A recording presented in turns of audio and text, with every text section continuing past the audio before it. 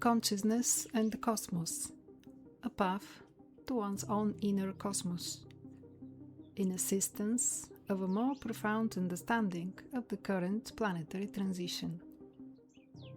A stimuli that accompanies the pilgrim in his return to his cosmic home.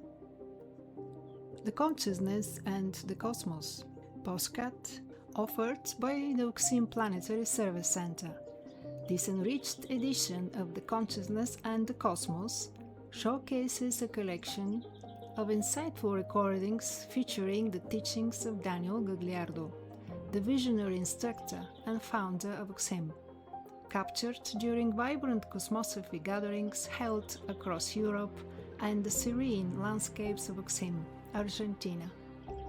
This current planetary instruction offered by Daniel Gagliardo take the listeners into a realm of deep understanding and cosmic exploration. Today we will share with you the second part with the interview with Daniel Gagliardo alongside Denise.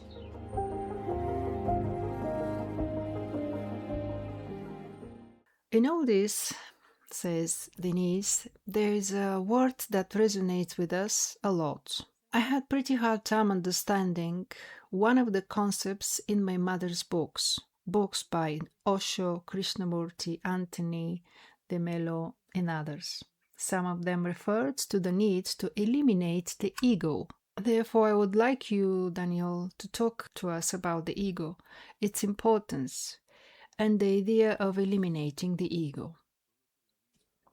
Daniel Gagliardo answers. Desde hace años que nosotros venimos intentando romper con una mitificación de la cual son responsables los maestros de Oriente, dando conceptos absolutamente equivocados, especulativamente equivocados. Well, for years we have been trying to break with mythification for which Eastern teachers are responsible, giving absolutely wrong concepts, speculatively wrong, and which the West has bought into for decades. Of the authors you mentioned, or the figures you mentioned, the one who was really a genuine instructor was Krishnamurti. I reserve my opinion on the rest. So, an up-to-date instructor would never tell you that you have to kill the ego, because we are incarnated egos. If you kill the ego, what you are doing, symbolically speaking, it disincarnates. And if every time you incarnate, you kill it again, then all you are doing is delaying your evolutionary process. First, let's share with your audience what the ego is, because people believe that the ego and personality are the same thing, but they are complementary elements, yet totally different. The ego is an expression of our soul that is authorized, that is enabled by planetary laws to enter matter. The soul, due to vibrational incompatibility, cannot enter matter directly. The soul needs a tool offered by current terrestrial planetary laws to extend its consciousness into matter.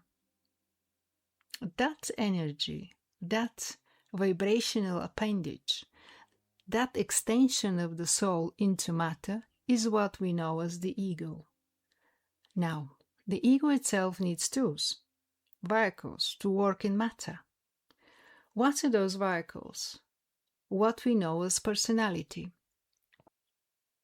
It's a triune entity composed of mind, emotional, and astral center, and physical etheric body. That is why the ego and personality are not the same, but are in a process that we can call complementary. The ego requires the personality in order to make contact with and have a part of planetary matter. That is, a part of the three-dimensional karmic planetary condition in order to develop its expression or activity in a karmic and material world.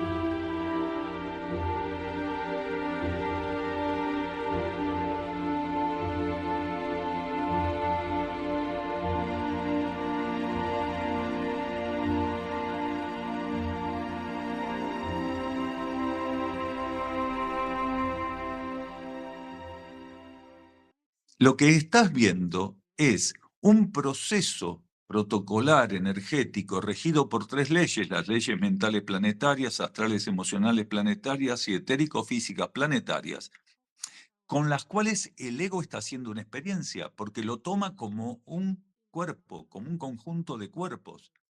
Entonces, si vos... So, if you believe that the ego must be killed, and the ego is us, when you look at your physical etheric body, when you feel in your emotional body, when your mind becomes active, what you are seeing is a practically energy process governed by the 3 laws.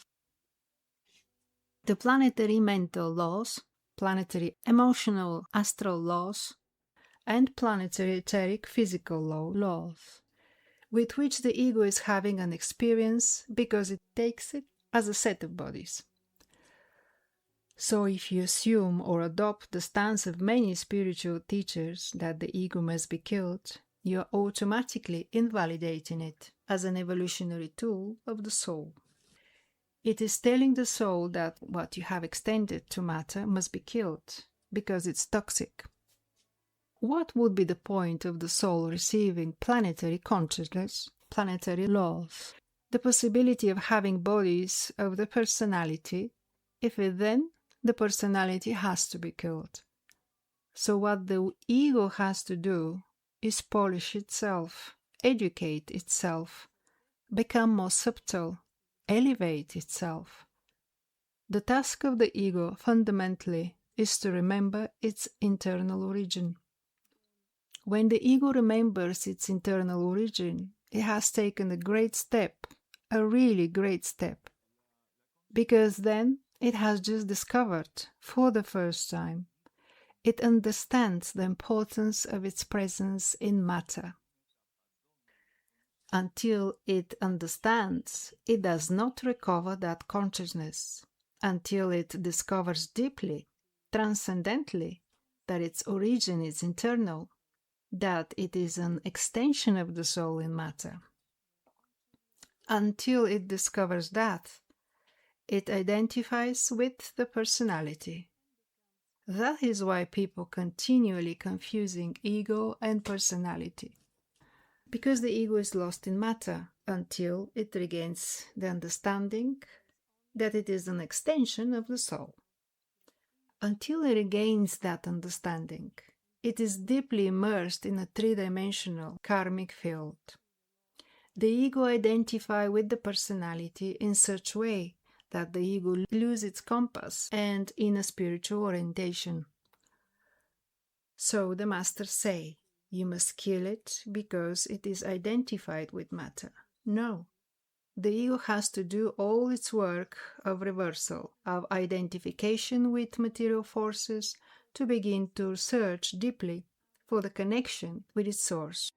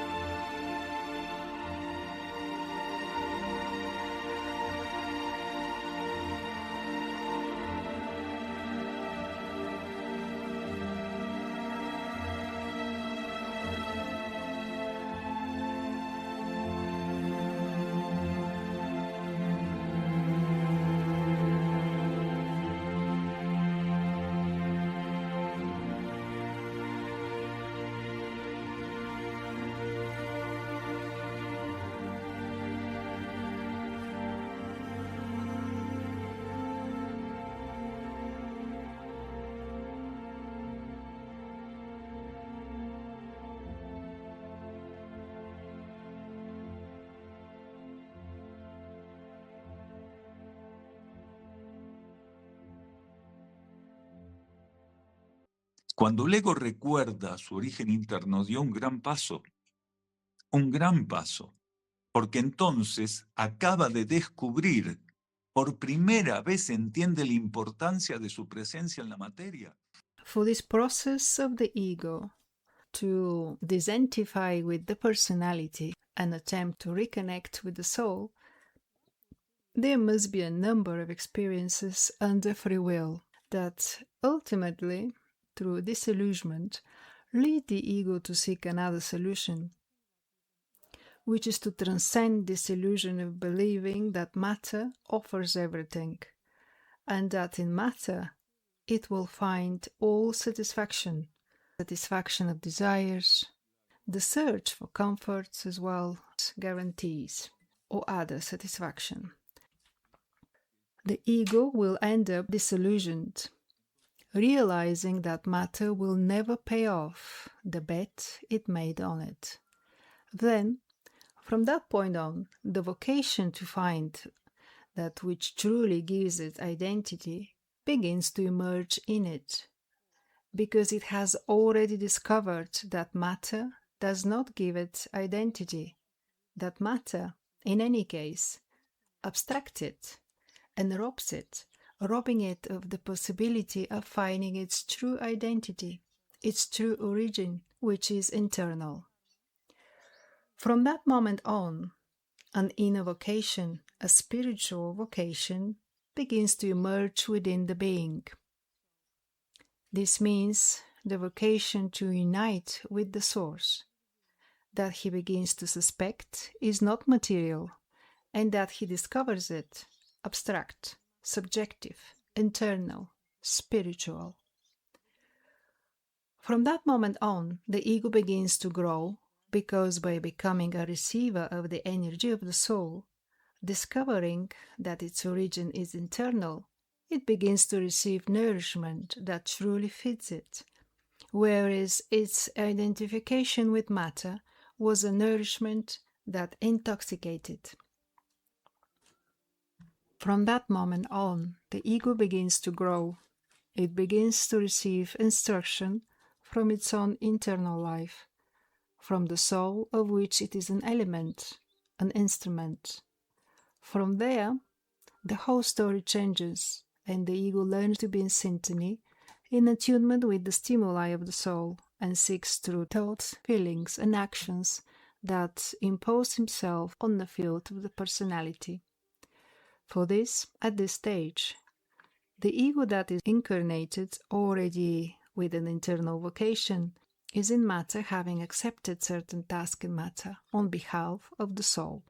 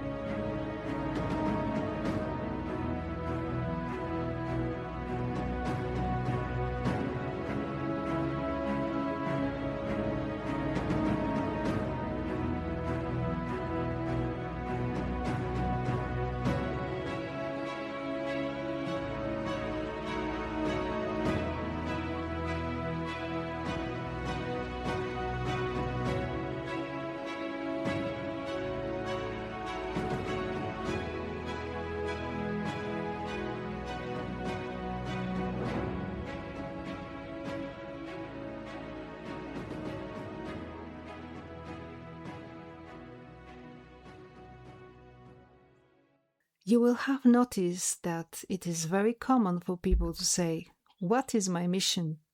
We do not call it a mission. We call it internal planning. An ego that is already in a position to have discovered its origin, its inner origin, and seek attunement, synchrony, and alignment with its soul in matter, what it has to do is to fulfill, to accomplish its inner planning. It means to mature. Before incarnating, it receives stimuli from the soul that reveal what it has to do when it incarnates. It will no longer go into the material world to seek free will in its wildest and most brutal state, but instead will enter the material world with the purpose of completing tasks in the material world, an internal plan that complements the plan that the soul itself has internally assumed for the planetary life. Just as the ego, when mature, has to perform or carry out tasks of a specific plan, the soul does the same at its own level. So this idea that the ego must be killed would be like killing the messenger. And that is not the idea from an evolutionary point of view. So when beings discover an internal vocation within themselves, they should know that their ego is already on the path of instruction and refinement, and that they are responsible for continuing to strengthen the orientation of who they are, because the being and the ego, in this case, are the same in the material world. They have the task, the commitment, to bring that ego to an increasingly stable level of deepening, of increasingly stable attunement, of increasingly stable alignment and synchrony with the inner source, of which they are a representative in matter.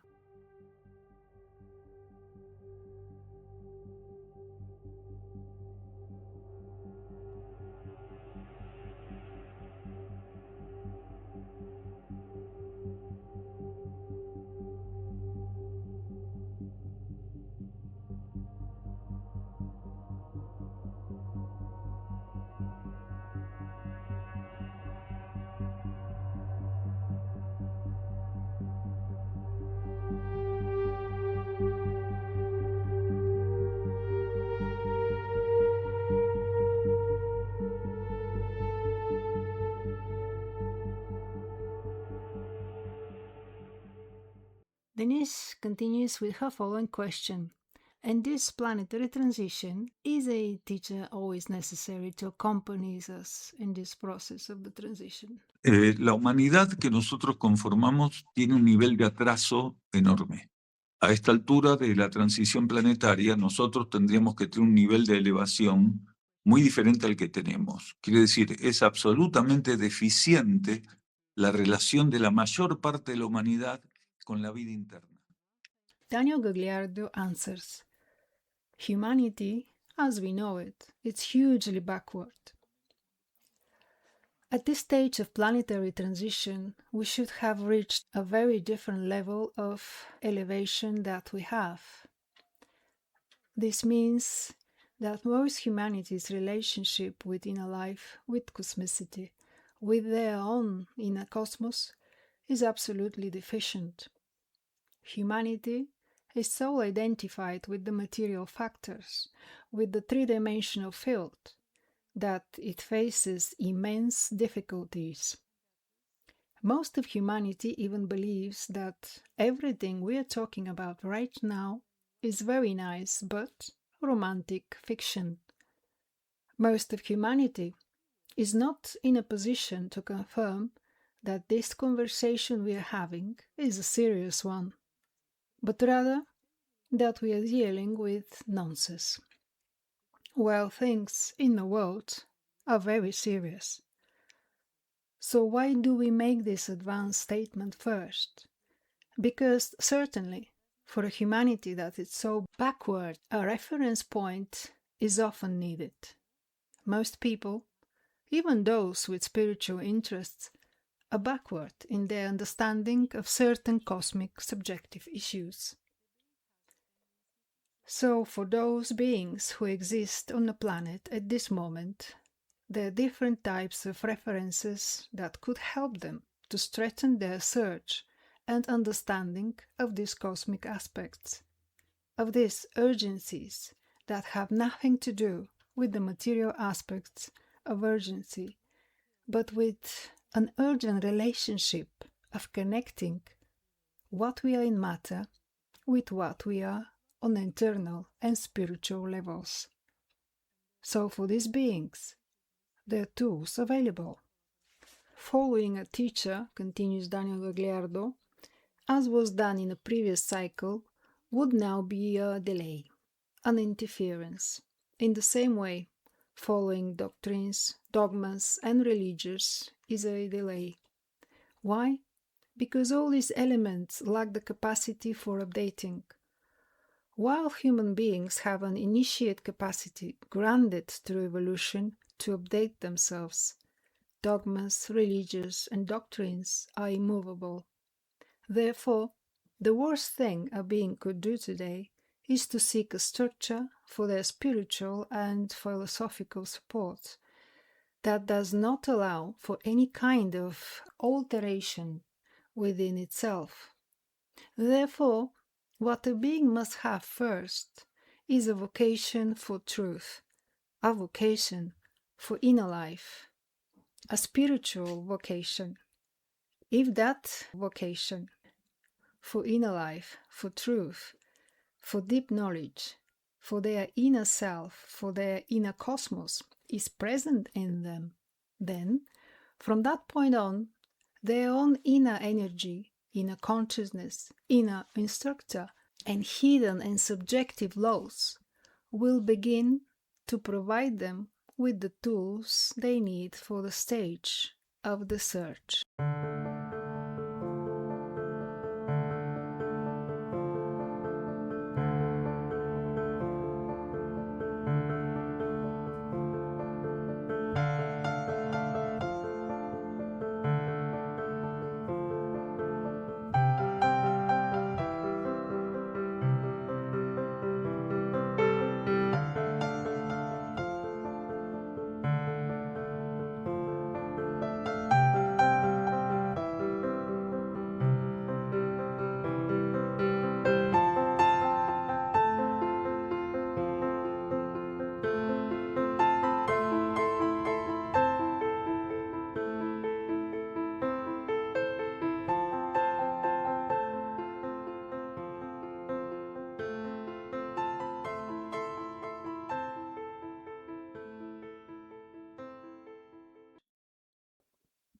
As we are in a planetary transition and a great change, the masculine polarity has been extinguished. It has been exhausted, and in 1988 the expression of the feminine polarity began. Today, we beings have energy assistance like never before. What is this energy assistance?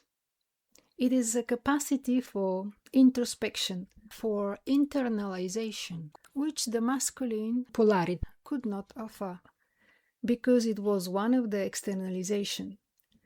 This feminine pole of introspection and internalization stimulates greater synthesis and provides tools with greater synthesis so that a being can go to meet their inner consciousness. Daniel Gagliardo continues. If the beings have a spiritual vocation, the planet's own energy is facilitating contact with their inner life. This does not mean that in the course of that process they may not need tools that benefit that search, that facilitate that synthesis.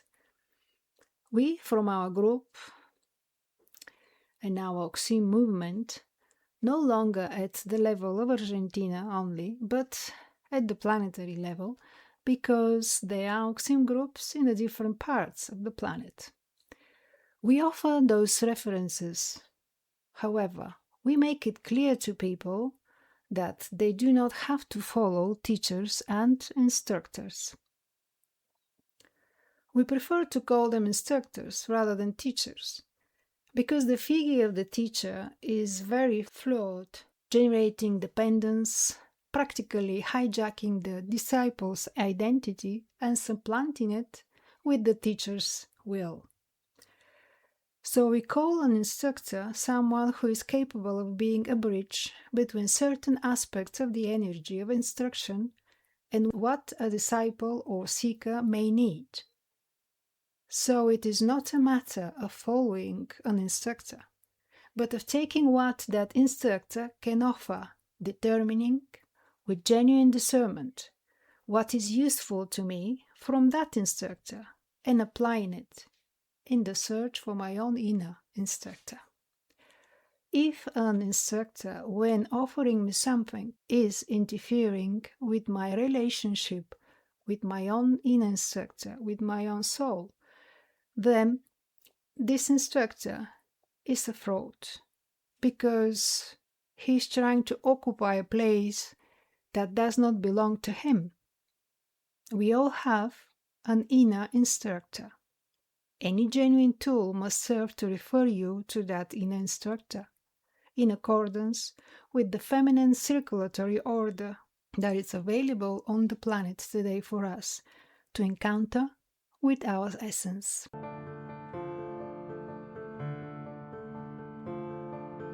Thank you for being with us. Next week we will continue with the third part of this interview. Have a wonderful, harmonious day.